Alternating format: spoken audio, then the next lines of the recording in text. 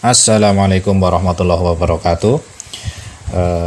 Selamat pagi, selamat siang, selamat malam dimanapun kalian berada. Semoga dalam keadaan sehat selalu. Pada pertemuan kali ini kita akan membahas tentang network topologi. Jadi network topologi itu apa sih? Bagi yang sudah tahu pasti sudah tidak asing lagi ya dengan namanya network topologi. Kalian bisa melihat pada gambar di sini itu ya. Gambar di sini bisa ada menggunakan point to point, terus ada lagi topologi bus, ada lagi topologi ring, star, terus yang mungkin masih baru bagi kalian adalah ini ya, tree, mesh, dan hybrid. Jadi kita akan bahas satu persatu apa sih network topologi itu, gitu ya. Lanjut. Oke, jadi network topologi adalah sebuah cara untuk menghubungkan perangkat jaringan komputer. Nah, atau dengan kata lain, topologi adalah sebuah peta jaringan, gitu ya. Seperti sudah saya jelaskan pada video yang lalu, gitu ya. Kita akan mempelajari lagi tentang lebih mendalam tentang network topologi, gitu ya. Jadi petanya kayak gimana sih dalam sebuah perusahaan atau sebuah sekolah gitu, petanya kayak gimana, apakah menggunakan topologi bus, apa menggunakan topologi star atau ring, atau menggunakan topologi tree, mesh, dan sebagainya.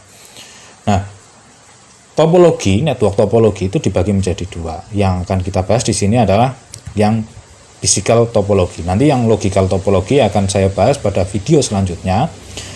Untuk pertemuan kali ini kita akan membahas tentang physical topologi, ya. Nah, jadi network topologi itu dibagi menjadi dua. Yang pertama physical topologi, yang kedua adalah logical. Baik, kita akan membahas tentang physical topologi. Oke, physical topologi diantaranya yang sudah kita kenal adalah point to point. Point to point. Point to point itu biasanya digunakan untuk mentransfer file antar PC menggunakan kabel jaringan. Nah, terus digunakan untuk menghubungkan dua akses point jarak jauh. Mungkin kalian yang pernah membaca tentang RT/RW-net dan sebagainya. Nah, ini biasanya koneksinya menggunakan point to point. Point to point ini disingkat dengan PPP gitu ya. Jadi ini point to point seperti ini. Nah, kelebihannya ya, ini tidak membahas yang point to point ke wireless dulu, yaitu yang akan kita bahas kelebihannya adalah yang topologi yang ini, yang antar PC ke PC gitu ya. Kelebihannya adalah satu, murah. Yang kedua, tidak diperlukan perangkat tambahan server maupun switch. Jadi hanya cukup seperti ini aja. Dan mudah diterapkan. Kalian tinggal menyediakan dua PC, terus dengan satu kabel kalau PC dengan PC. Ada yang masih ingat kabelnya kabel apa? Ya, kabel cross gitu ya. Kemudian tinggal kalian colokkan pada perangkat Ethernet-nya kalian aja di situ, atau port Ethernet yang ada di laptop kalian atau PC kalian. Nah, selain kelebihan juga terdapat kekurangan. Kekurangannya maksimal hanya 2 PC gitu. Misalkan kita mau memperluas jaringannya, kalau menggunakan point to point tidak bisa.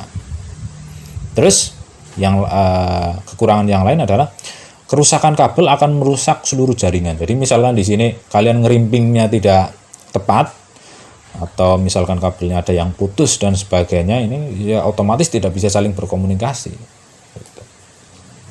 Terus topologi physical selanjutnya yaitu ada topologi bus, mirip kayak bis gitu ya, tapi ini bukan bis yang ada di jalan. Nah, bus topologi ini konfigurasinya seperti ini. Jadi dihubungkan dengan satu kabel koaksial ini ya. Kalian kan kemarin sudah mengenal jenis-jenis kabel pada jaringan, ini namanya kabel koaksial. Biasanya menggunakan kabel thick net yang tebal ini ya. Terus yang di sini nanti baru menggunakan yang thin net. Nah, untuk dari backbone ke PC-nya itu digunakan BNC konektor yang model T seperti ini. Akan dihubungkan ke PC. Sedangkan yang di ujung-ujungnya ini, ya, ujung-ujung kabel backbone-nya itu akan ditutup dengan menggunakan terminator. Nah, terminator. Agar tidak terjadi signal reflection atau bounce back. Jadi ketika ini misalkan tidak ada gitu ya, putus. Nah, di sini tidak ditutup dengan terminator, maka akan terjadi pembalikan sinyal. Itu pembalikan sinyal yang akan menyebabkan komunikasi pada jaringan ini akan terganggu. Begitu juga misalkan di sini dihilangkan atau misalkan dipindah gitu ya, di sini tidak ditutup dengan terminator, ini akan terjadi bounce back lagi, terjadi signal reflection gitu. Oke, kelebihannya ini ya, kita akan bahas kelebihannya dulu. Kelebihannya itu adalah mudah diterapkan, mudah diperluas, murah. Nah, ini tidak perlu perangkat tambahan, tidak perlu switch, tidak perlu apa, cukup kabel aja ini di sini. Kabel dicabangkan menggunakan konektor BNC tadi ya. BNC adalah British Naval Connector. Nah, silakan di British Naval Connector, silakan dicek pada video pertemuan pertama. Oke. Ini kelebihannya ini. Nah, kekurangannya apa? Kekurangannya ini. Maksimal speednya hanya 10 Mbps. Kemudian jika ditambahkan PC, jumlah PC-nya semakin banyak akan mempengaruhi performa jaringan. Kemudian kekurangannya jika kabelnya ini rusak, nah, yang backbone-nya ini rusak, ini akan membuat seluruh jaringan ini menjadi down. Ini down semua. Ya, berkomunikasinya menggunakan kabel ini, kalau kabel backbone-nya ini rusak, ya otomatis seluruh jaringan ini akan menjadi tidak berfungsi. Gitu. Terus tidak cocok untuk beban traffic yang berat. Nah, ini ada maksimal jumlah PC yang optimal gitu. Memang mudah diperluas, akan tetapi jika PC-nya terlalu banyak, diperluasnya terlalu lebar, ini akan menyebabkan performa jaringannya menurun. Kemudian susah menemukan titik kerusakan. Nah, ini kalau di sini misalkan yang putusnya di mana kan kita nggak tahu. Ya, putusnya di backbone sini apa di PC-nya dan di mananya kita tidak tahu. Nah, karakteristiknya ini tadi seperti yang sudah saya katakan di depan, ini menggunakan kabel koaksial, thicknet dan thinnet. Thinnetnya maksimal itu bisa diperpanjang sampai 200 meter. Thicknet backbone-nya itu maksimal 500 meter, ya lumayan ini ya. Lumayan jauh jangkauannya, terus menggunakan BNC konektor dan maksimal speednya hanya 10 Mbps. Tuh. Lanjut. Yang selanjutnya adalah topologi ring. Ya, ini kalau topologi ring kalian sudah pasti banyak sering mengenal ya, karena topologi ini berbentuk seperti lingkaran atau ring seperti cincin nih gitu ya. Karakteristiknya ini bisa menggunakan dua jenis kabel, yaitu kabel koaksial dan twisted pair. Twisted pair yaitu yang RJ45 kabel jaringan yang sering kita gunakan gitu. Terus menggunakan konektornya BNC atau RJ45. BNC ya kalau yang koaksial, yang RJ45 yang twisted pair. Maksimal speednya ini 4-16 Mbps. Agak lebih baik sedikit daripada topologi bus yang tadi. Kelebihannya sama, tidak perlu server. Terus kelebihan selanjutnya adalah walaupun beban traffic meningkat, topologi ini lebih baik daripada topologi bus. Jadi bisa menangani traffic yang lebih berat dibandingkan dengan topologi bus. Itu. Kekurangannya ya sama ini kayak topologi bus gitu ya. Jika kabelnya ini putus, ya semuanya ini tidak bisa saling berkomunikasi, Otomatis kabelnya rusak, terus ataupun PC-nya rusak gitu ya. Ini ya, PC-nya rusak, ya semuanya ini tidak bisa saling berkomunikasi. Nah, ini kecepatannya juga masih rendah. Kekurangannya seperti itu. Oke, lanjut. Yang selanjutnya adalah topologi star. Ya, jadi semua komputer itu terhubung ke central device yang disebut hub atau switch. Nah, ini biasanya yang sudah kita praktekkan pada video sebelumnya, kita juga menggunakan topologi star. Walaupun penempatan PC-nya tidak tersebar seperti ini, akan tetapi ada central device-nya, kemudian dicabangkan ke beberapa PC, server atau laptop, itu bisa kita sebut dengan topologi star. Jadi bukan karena penempatan PC-nya seperti ini gitu, seperti bintang kayak gini, bukan, tapi punya central device yang dinamakan switch atau hub, terus semuanya menuju koneksinya ke situ, itu dinamakan topologi star. Karakteristiknya tentunya ini menggunakan kabel twisted pair, menggunakan konektor RJ45 tentu kan. Ini tidak mungkin switch dan hubnya menggunakan kabel koaksial. Kelebihannya, ya ini kelebihannya lebih baik ini, 100 sampai 1000 Mbps. Kemudian central device ini memudahkan dalam mengelola jaringan.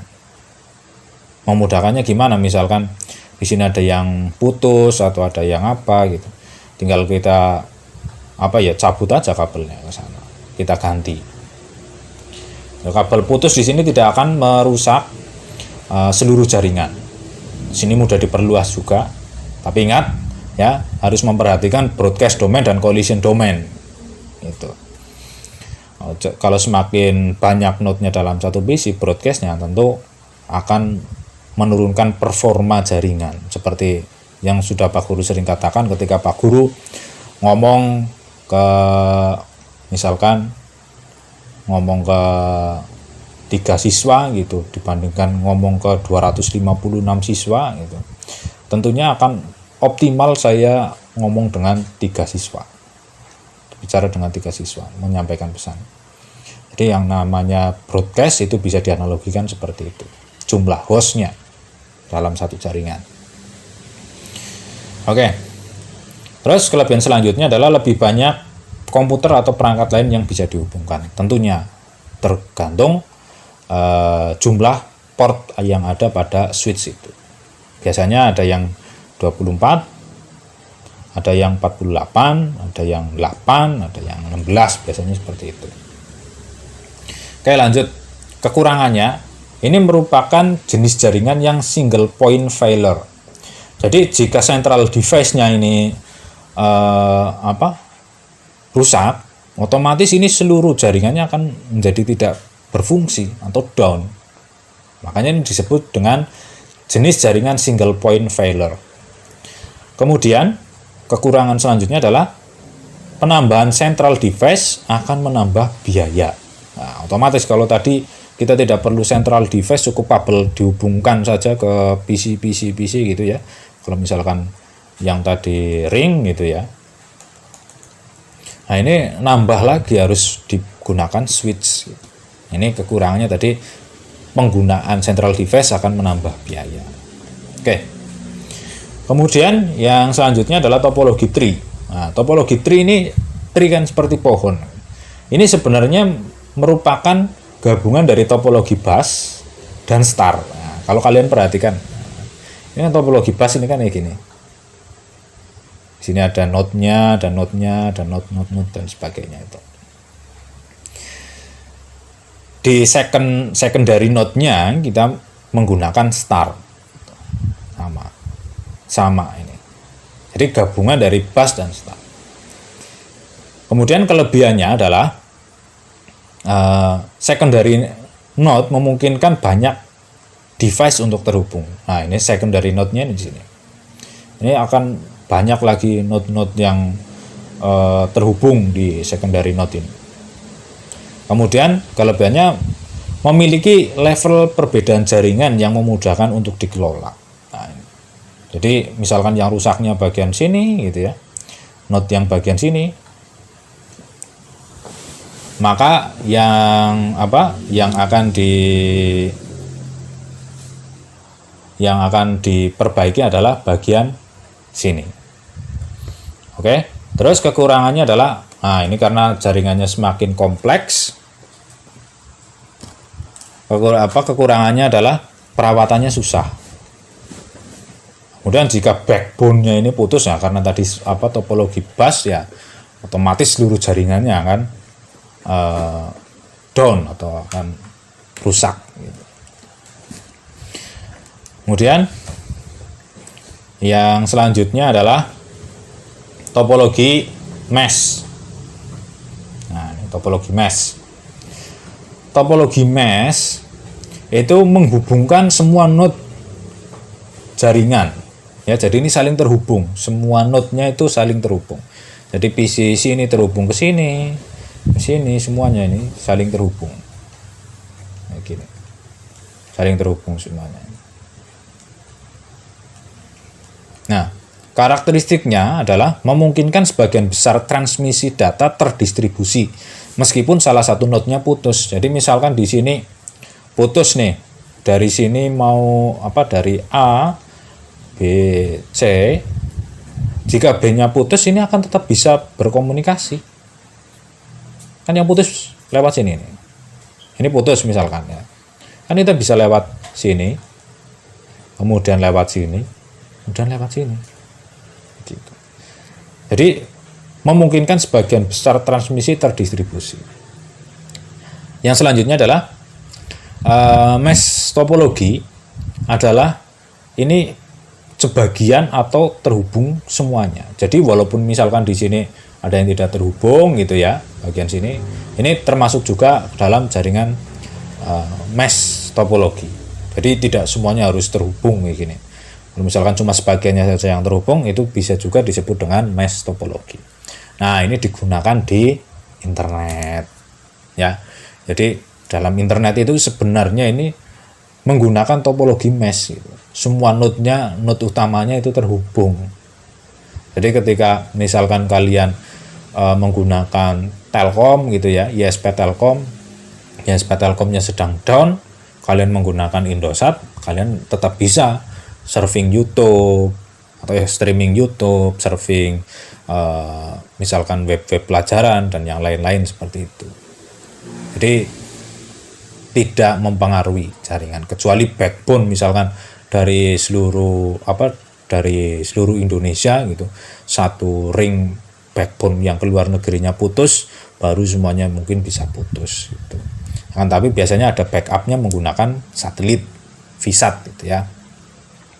Kelebihannya satu, ini mendukung traffic yang besar, tentu ya otomatis. Terus kabel yang putus tidak mempengaruhi komunikasi, sudah saya jelaskan tadi. Perluasan dan perubahan bisa dilakukan tanpa mengganggu perangkat lain. Jadi ini misalkan mau diperluas ke sini, di sini ada router, ada switch, ada apa. Ini tidak mempengaruhi perangkat yang lain. Bisa ditambahkan, dirubah misalkan di sini juga mau di maintenance gitu ya. Di sini mau di maintenance diganti perangkat apa. Ini tetap bisa saling berkomunikasi semuanya. Oke. Kekurangannya ya otomatis mahal karena semua perangkat harus saling terkoneksi gitu ya.